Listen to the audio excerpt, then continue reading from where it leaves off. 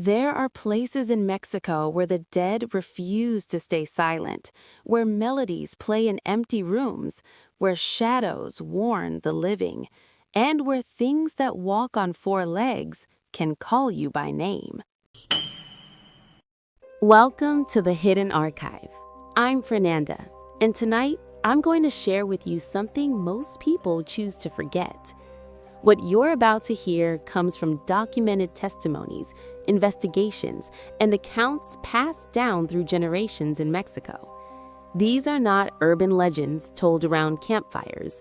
These are experiences reported by real people, teachers, workers, families who encountered something they cannot explain, something that changed them. We've compiled these stories not to sensationalize, but to preserve what many would rather erase. What you choose to believe is entirely up to you.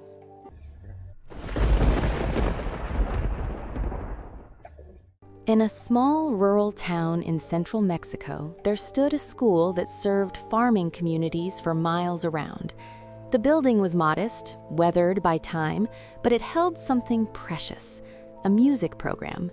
And at the heart of that program was a piano teacher named Señora Ortega. For over 20 years, she taught children to play.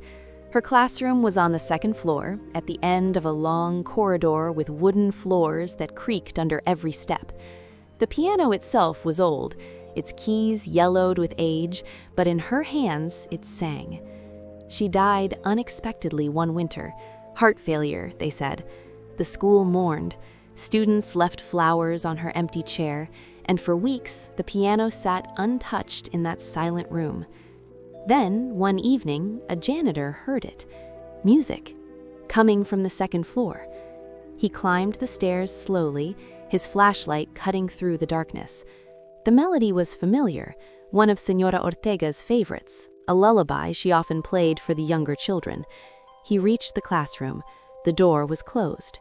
He opened it. The piano was playing by itself, keys pressed down one after another as if invisible fingers danced across them. But the melody, it wasn't quite right. The notes were correct, but the rhythm was off, slower, heavier.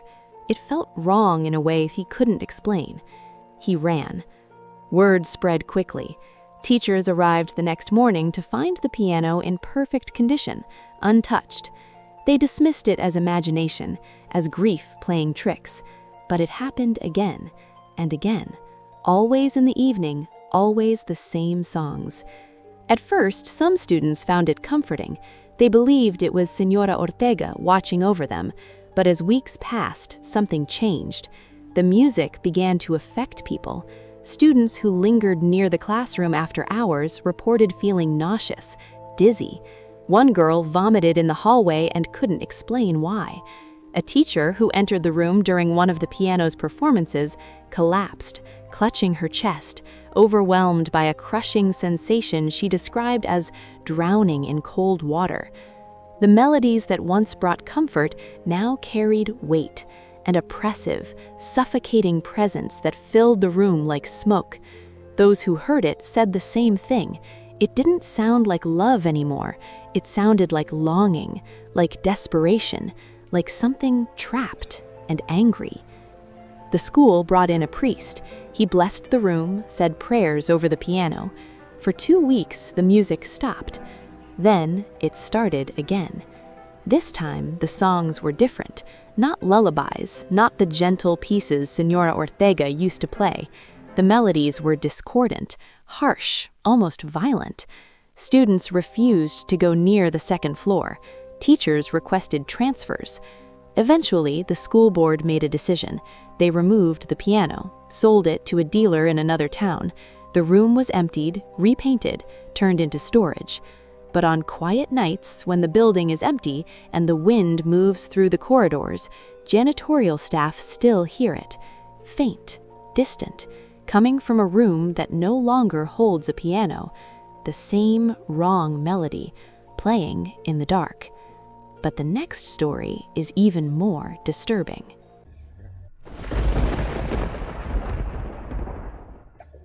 In the mountains outside Monterrey, there's an electrical facility that powers several towns in the region. It's a dangerous place. High voltage equipment, heavy machinery, narrow catwalks suspended above transformer yards. Workers are trained rigorously. Safety protocols are strict, and yet accidents happen. But according to those who've worked there for years, the accidents aren't random. They're preceded by her. The facility operates around the clock with shifts rotating through day and night, and for decades, workers have reported the same figure. A girl no older than 12, dressed entirely in white.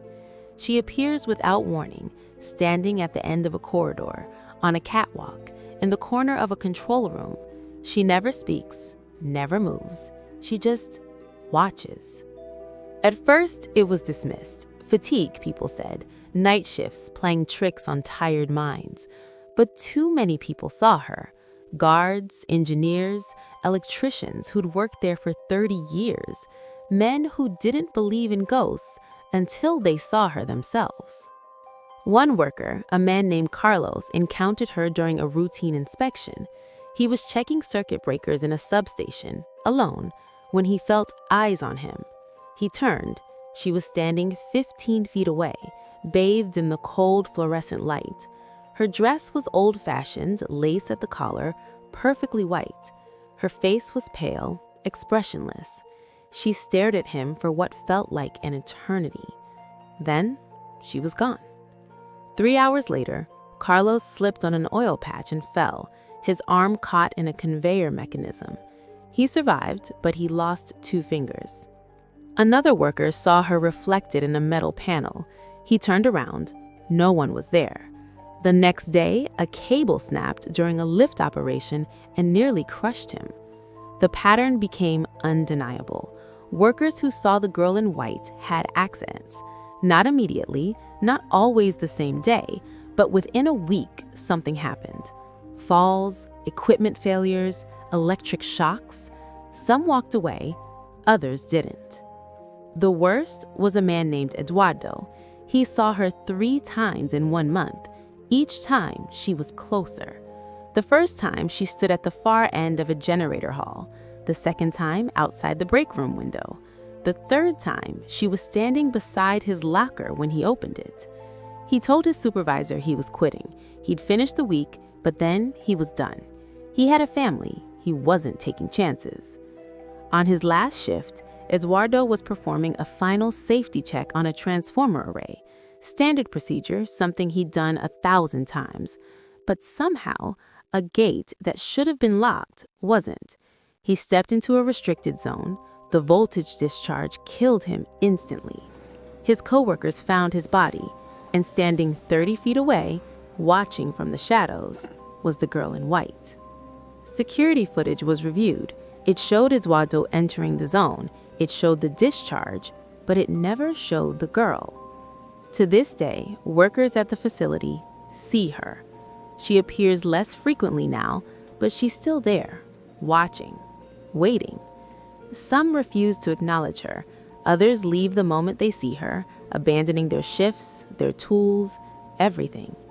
The question no one can answer is this: is she a warning?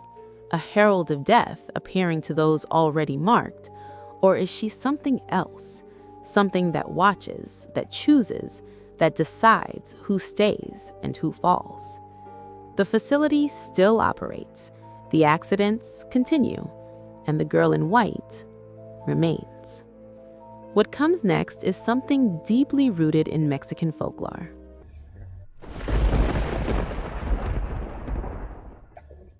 In the remote ranch lands of Veracruz, there lived a family of 7 sisters. They worked the land with their father and older brother, far from the nearest town, surrounded by miles of open fields and dense forest. Life was simple, isolated, and governed by traditions older than memory. Every year, the nearby village held a festival, a celebration of fertility and harvest, where men dressed as demons, elaborate costumes, masks with horns, painted faces. It was tradition, folklore brought to life. The sisters attended one year, The youngest among them a girl of striking beauty, black hair that fell to her waist, eyes that caught the light. And during the festival, she caught someone's attention, a man in a demon costume. He followed her through the crowd, watched her dance, stood too close when she bought sweet bread from a vendor. She felt his eyes on her the entire night. When the family finally left to return to their ranch, she saw him one last time, standing at the edge of the village square, still masked, still staring. The sisters rode home in their father's truck, laughing, exhausted from dancing. The road was dark, winding through empty hills. They didn't notice the figure following them, not until they were almost home. A donkey. It appeared on the road behind them, walking at an unnatural pace, keeping up with the truck. The brother, who was driving, slowed down, assuming the animal was lost. But when they stopped, the donkey stopped. When they sped up, it sped up. They reached the ranch and hurried inside, uneasy. The gates were closed, the lights were on. They locked the doors. And then they heard it. A voice from outside, calling the youngest sister by name. Not braying, not an animal sound, a human voice, deep, deliberate, saying her name over and over as if tasting each sound. The family froze. The father grabbed his shotgun. The brother looked through the window and saw it standing in the yard, the donkey, staring at the house, its mouth moving as it spoke her name. For hours it circled the property. Sometimes it called her name. Sometimes it scratched at the walls. Sometimes it stood perfectly still, just outside the window, staring in with eyes that reflected the light like glass. The youngest sister wept. The others prayed. And when the creature finally approached the door, scratching, calling, begging to be let in, the brother had enough. He fired. The blast echoed through the night. The creature screamed, not like an animal, but like a man, and bolted into the darkness. Blood marked the dirt where it had stood. The next morning, the family traveled to the village. They needed to know, needed to confirm what their father already suspected. At the edge of town, they found him, a man, bleeding from a wound in his side, the same side the brother had shot. The man's face was pale, twisted with pain, and when he saw them, he ran. The father spoke to the village elders. They nodded. They knew. A Nahual, a shapeshifter, a man who could take the form of an animal, someone who'd learned the old ways, the forbidden rituals, and use them to hunt, to obsess, to possess. The family returned to their ranch. They never saw the man again, but for years afterward, the youngest sister refused to leave the house after dark because she remembered the voice, the way it knew her name, the way it called to her over and over as if it still wanted something. And sometimes, on certain nights, when the wind moves through the fields, the family swears they hear it again, a distant voice calling from the hills, saying her name.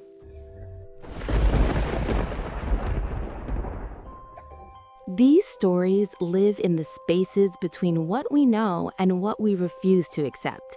They're carried by those who experience them, passed down through whispers, documented in reports that gathered dust in forgotten archives. Thank you for watching The Hidden Archive. If these stories unsettled you, subscribe. Share this video with someone who needs to hear it. And stay with us because there are more stories waiting in the dark. And they're all true. Or at least they were reported as such. Sleep well.